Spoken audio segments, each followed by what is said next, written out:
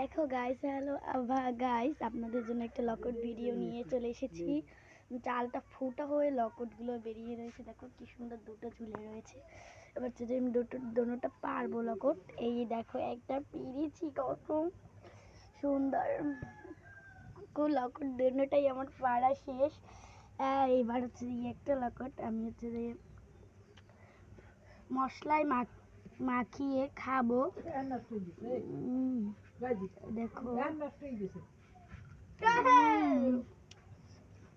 সেই টেস্ট হয়েছে, সেই টেস্ট